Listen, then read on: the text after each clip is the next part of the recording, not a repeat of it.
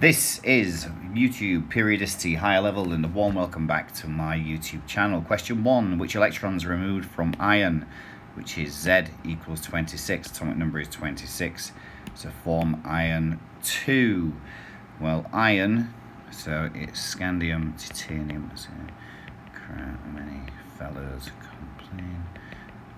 So there's the first row transition element. We have iron, which is here, which is 26. Which electrons are removed to form iron 2? Plus can lose the first 2, so it's going to be 1, 2, 3, 4, 5, 6. So it's 4s2, 3d6 with argon, the noble shortcut.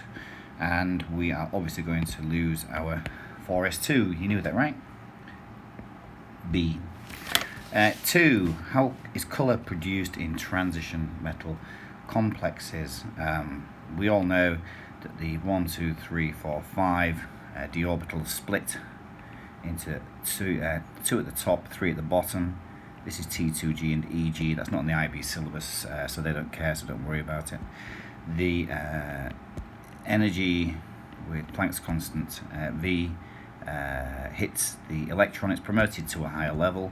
This one goes from here up to here, so it absorbs energy, and then the complementary colour is emitted when it descends back to the lower T2G level from the EG level. Let's have a look at the options. How is colour produced? A. Light is absorbed when electrons are promoted between split d orbitals. I kind of like that one. That's quite nice, because that's what happens. It's absorbed and the complementary colour is given off. B. Light is emitted when electrons fall between split d orbitals. Well, that's kind of okay as well. Thank you, IB, for confusing us. Light is absorbed when electrons escape from the complex. What on earth is that? No idea. It's not that. D. Light is emitted when the whole complex returns to the ground state. Does it? No, never, not. So it's A or B. We're down to the IB decision now, of which one is the most correct or the least incorrect. The one that's the most correct is A. Why is it not B? Although light is emitted when they fall back, it doesn't totally explain why, because it doesn't mention, that does A, but it doesn't even hint at the complementary colours. A does, because it complements everything. Light is absorbed when electrons are promoted between split d orbitals, which is how colour is produced. We see the complementary colour. The colour wheel is in your data booklet. Question 3. What is correct for the complex ion here? So it's iron penta-aqua chlorosulfate. Go back to black. Iron, so sulfate is 2-, that's always 2-. Chloride is 1- in here. So that's 2-, 1-. Water is a neutral ligand, so that has no effect on charge. So iron must be -1, -2. It's 0 overall, so that must be +3. So it's not that one. It's not that one. Good? Happy? Good. We'll carry on. The overall charge on the complex ion, well, everything in the bracket, in the square bracket, is the complex. So all this gubbins here, apart from the slough I just straight into, all that gubbins there, this is all the complex. The charge on sulfate is always 2-, never less, never more. So the charge on the complex must be 2+, because again, it is 0 overall. That means we have +3 and we have 2+. So the answer is D. 4. Which complex has the greatest d orbital splitting? So we're looking for the biggest charge density here, aren't we? Because that's going to give us the biggest splitting. So again, the first row transition elements are here.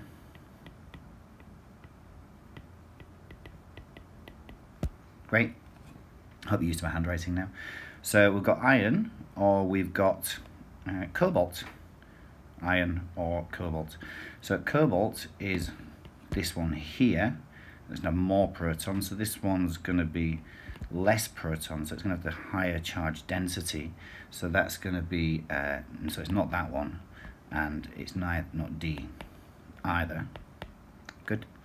So we'll look at, is it going to be +2 or is it going to be +3? +3 is higher charge, so it's going to be smaller ionic radius.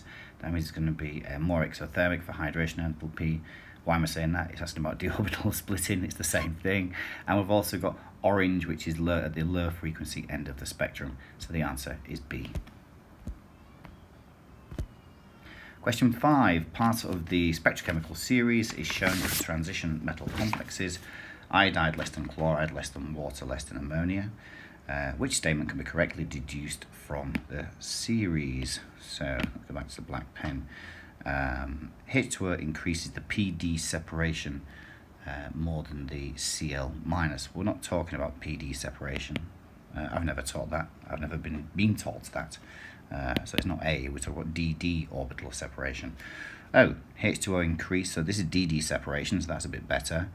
H2O increases it more than Cl minus. Well, here's H2, there's Cl minus. Cl minus is less than H2O, so H2O is greater than Cl minus. That sounds good, because that's what that's saying. I like that one, little smiley face. A complex with Cl minus is more likely to be blue than that with ammonia. I love the creativity of that no. And complexes with water are always blue. They are not. Cobalt is pink. So the answer is B. 6.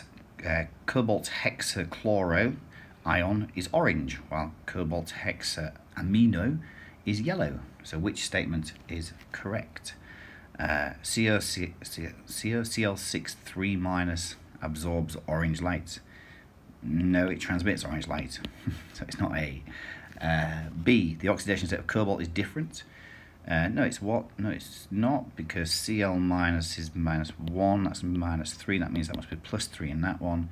And this is going to be 6, and this was his neutral ligand, so it's +3, so it's +3 in that one, so they are the same, so it's not B. C, the different colours are due to the different charges. No, they're not. They're due to the nature of the ligands. The different ligands cause different splitting. Yes, they do. The nature of the ligand causes different splitting in different colours. The answer is D. Question 7.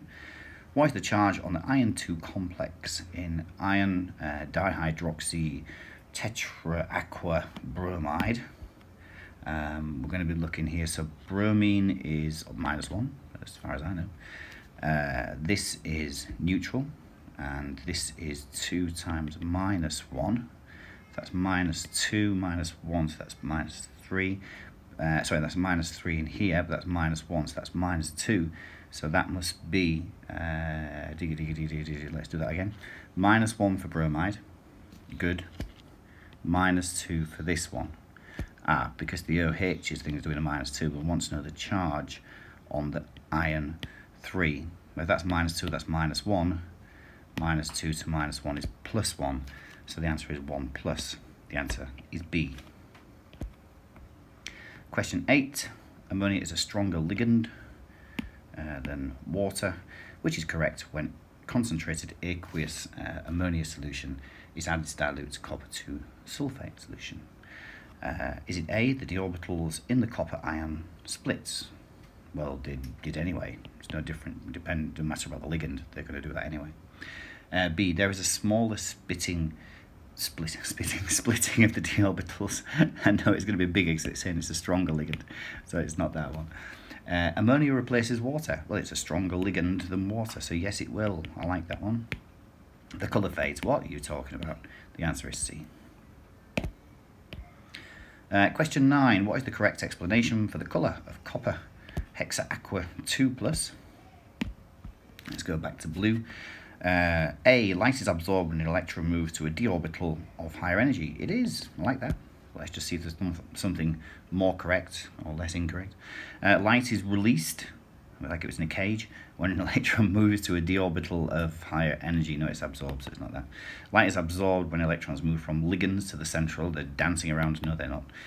Light is absorbed when electrons move between D and no. So the answer for 9 is A. Question 10. I've tried to get a sort of 10 multiple choice on the synoptic paper 1 and paper 2 style responses. Which species cannot act as a ligand species with a lone pair of electrons or a formal negative charge? Water, there's water. We all know lovely water. 2 lone pairs of electrons, so that's a ligand. Cl minus has a negative charge, that's a ligand. OH minus, negative charge, that's a ligand. NH4 plus clearly is not going to act as a ligand. It is ammonium, which is a cation, which everybody knows. Okay, 11a, long response. Explain, my command term is explain why the melting points of group 1 metals, lithium down to cesium, so that's down group 1, decreased. They do. Cesium's almost liquid at room temperature. Put it in your hand. If your hands are warm in a warm country, it will melt and become a beautiful golden liquid. Whereas the melting points of the group 17 elements, fluorine to iodine, increase down the group. Well, for group 1, if we're going on lithium to cesium, we're adding protons, but we're obviously adding shells as well. So what happens? You're screaming at the screen. Atomic radius increases. We could also say there's a smaller charge density. Electrons screening. That means the force of attraction. The marks are often lost by not stating the obvious. The force of attraction between the ions. Don't forget metallic bonding, an array of positive cations in a sea of delocalized electrons. So the force of attraction between metal ions and the sea, neat handwriting, Mr. Minchley, of delocalized electrons is weaker. So the metallic bonds are weaker. Okay, 3 marks. I think we've more than got 1 mark on that one. Probably at least 4. Group 17. What happens in group 17? Fluorine to iodine, the melting points increase. They do. Start at the top. Fluorine is a gas, chlorine is a gas, bromine is a fuming liquid, iodine is a fuming solid. Astatine, I've never seen any. Look it up and tell me what it is. Group 17, as we go down the atomic mass or molecular mass, they increase. If we increase the atomic mass or molecular mass, what increases? Van der Waals or dispersion forces increase with increasing atomic or molecular mass. You could be quite funky and say, well, after my homework, the surface area also increases. So therefore, the Van der Waals forces increases. Therefore, the melting point increases. Does that answer the question? More than enough. 3 marks. Give them to me. Thank you very much. Moving on. Cobalt forms the transition metal complex. We've got this one. This is cobalt, which is tetramine, aqua, chloro, bromide. We'll get there in the end. So we've got 4, 5, 6. So we've got 6 total coordinate with bromide, making a neutral salt on the outside. State the shape of the complex. 6 coordinate geometry. You're all saying, Mr. Minchley, that's octahedral. It is. It would be because these ligands are different size. It would be a distorted octahedron. But if you put octahedral, you would get the mark. You could, in actual fact, thinking about it, put square by pyramidal. If you're thinking you wanted to put that, you could, and that would also get you the mark. If it was me, octahedral, move on to the next question.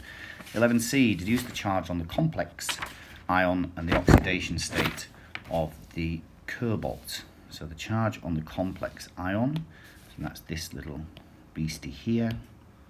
Give him my, let's go green. In fact, we'll rub that off so we can see it. Charge on the complex, that's all this here. So that's 1 minus, that's going to be 1 plus. And the oxidation state of the cobalt, well, bromide contributes 1 minus, chloride is 1 minus, neutral, so that's 2 minus, so it must be plus 2. So the answer is,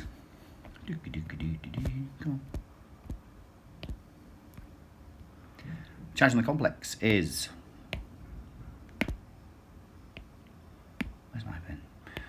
1 plus, and the oxidation state is plus 2. Be careful, the plus comes after for the charge, the plus comes before for the oxidation state. Cool? Good, let's carry on. Describe in terms of acid-base theories, so is it Bronsted-Lowry, or is it Lewis, or good old Arrhenius? The type of reaction that occurs between the cobalt ion and water to form a complex. Now don't forget, ligands do this by dative covalent bonding, so it's going to be transfer of electrons, so it's a Lewis acid base reaction. What's the electron pair donor? So H2O is going to be the electron pair donor. What's the acceptor? Nearly always the metal, probably going to be the metal, is electron pair acceptor. Excellent, I can spell. So Lewis acid, Lewis base. Job done. Right, oxides and chlorides of period 3 elements exhibit periodicity. They do, bless them. And there's quite a lot in periodicity you just have to learn. If you go on ibchem.com, there's a load of equations you just have to recite. This is one of those things, you either know it or you don't. 7 marks. This must be from an old paper, but it's still on the syllabus, so let's go. State the changes in the acid-base nature of the oxides across period 3. Period 3 is Namg, Al, Sips, Klar. The oxides, sodium oxide, magnesium oxide, I hope you all know that these are basic, and I hope you know that sulfur dioxide, chlorine oxides, phosphorus oxides, these are acidic. And the ones in the middle, I can hear you say it, amphoteric, well done Mehar, amphoteric in the middle. And it says include reactions, equations for the reactions of sodium oxide and sulfur trioxide with water. So sodium oxide, it gives me the formula, is Na2O. Going to react that with H2O. It's going to go to completion, and that makes 2 lots of sodium hydroxide. This is a solid, this is a liquid, and this is aqueous. Next one is SO3. SO3 is a gas, H2O is a liquid, and H2SO4 is aqueous. What little work for lots of marks. These two surgeons. Oh, there's more. Okay. State whether or not molten aluminium chloride, Al2Cl6, and molten, that's interesting. So it's molten, they're both melted. Aluminium oxide conduct electricity. We're thinking ions. If ions are free to move, we can conduct electricity. Let's go back to purple. It is the best colour in the world. Al2Cl6, I hope you all know, is a dimer, and this is a covalent molecule, so there are no free electrons, whereas aluminium oxide, Al2O3, does conduct, so this one does not, and this one does. This is because it is ionic, and the ions are free to move when it is molten, as it says in the question. Cool. 3. State the equation for the reaction of chlorine with water. I don't know how big we should do this. We should do this massive because it's given us loads of space. So let's use all of the space. So chlorine, Cl2, I feel like a graffiti artist all over again, plus H2O. In equilibrium. Do we care? Not really. An arrow will be fine, but equilibrium is probably more accurate. HCl plus, if you've done your homework, HClO, which is perchlorous or perchloric acid. Now have we got the 7 marks? Now we have the 7 marks and loads of space at the bottom of the paper. Thank you, Abby. Right, this is reactivity of the halogens. So chlorine gas is bubbled through separate solutions of aqueous bromine, Br2 and KBr. Predict any changes that may be observed in each case. If you bubble, chlorine gas is bubbled through several solutions of bromine. So chlorine goes through bromine. Chlorine's more reactive, so it's not good, so there's going to be no change.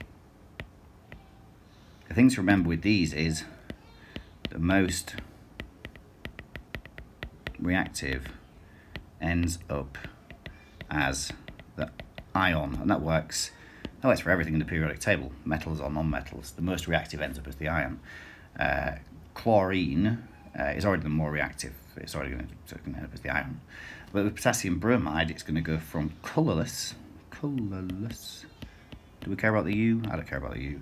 Colourless to red, yellow, orange, or brown are all acceptable for the colour of bromine.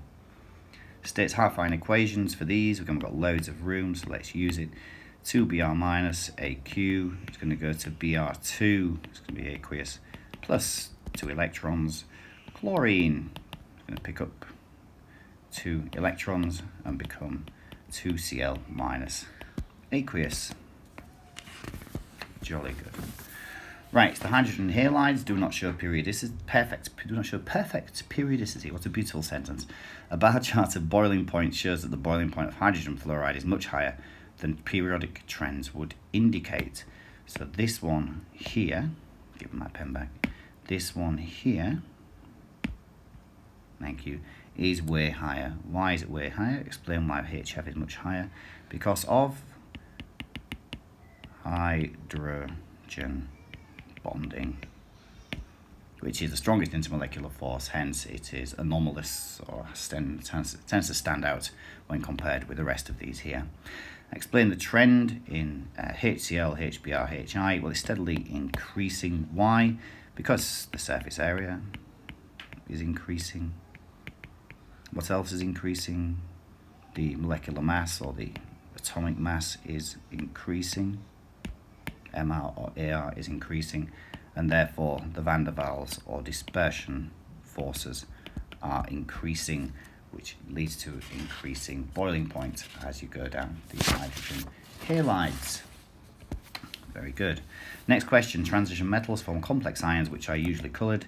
State the full electron configuration. Oh, full, brilliant, my favourite thing to do. So chromium is 1s2, 2s2, 2p6, take a breath, 3s2, 3p6, and then it's like, what do I do?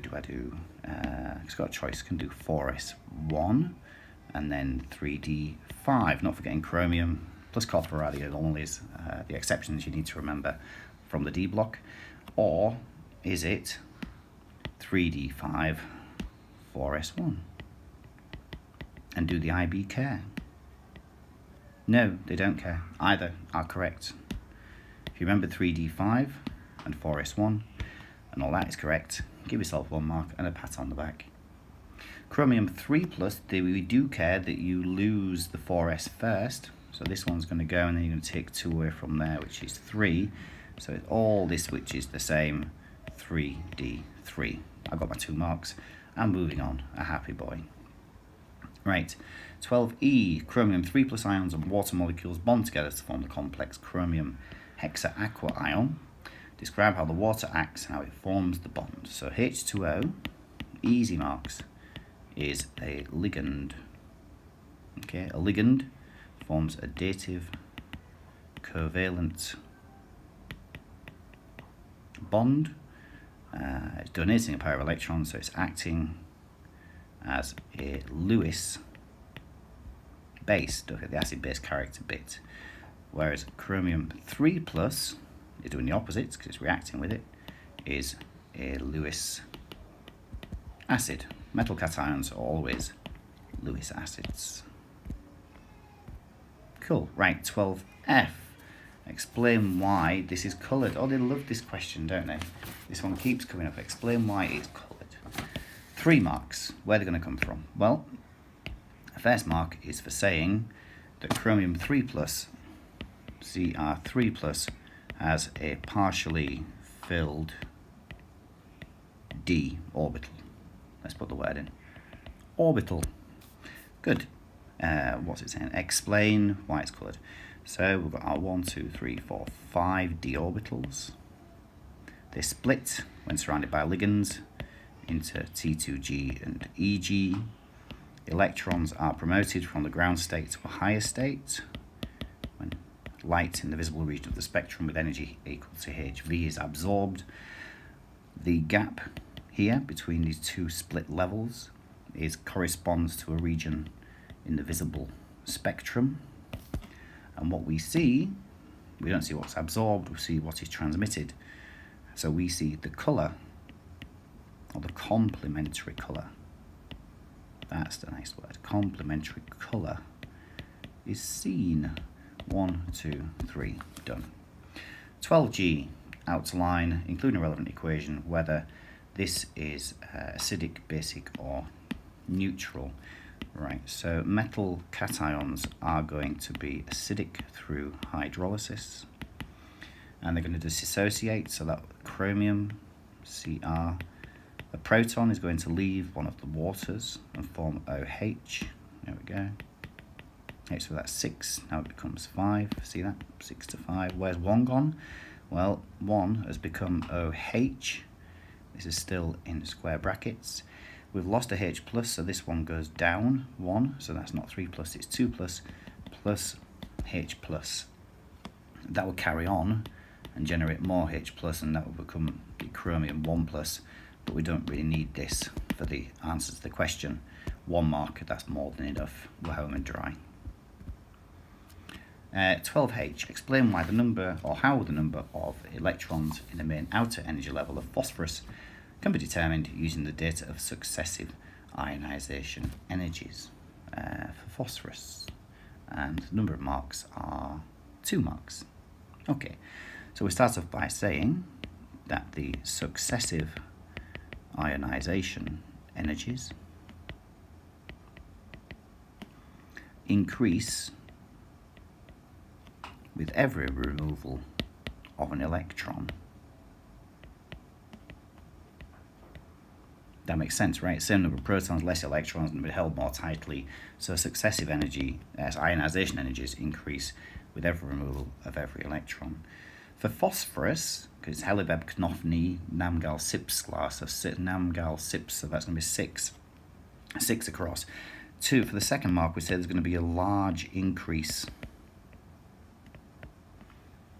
at when the 6th electron, so from IE5 to IE6, there's going to be a big jump because we're breaking into the next shell.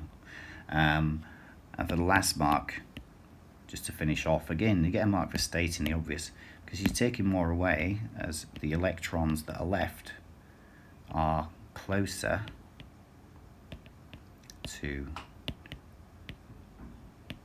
the nucleus. Opposites attract, nothing changes. 13A, describe the emission spectrum of hydrogen. How many marks to give me? 3 marks. So describe and outline of the command terms, how it's related to the energy levels of the hydrogen atom. Do you know what you get 1 mark for saying? Stating the obvious. The hydrogen emission spectrum is a series of lines. You get a mark for that? I know, unbelievable. And what do those lines do? They converge at higher energy or frequency.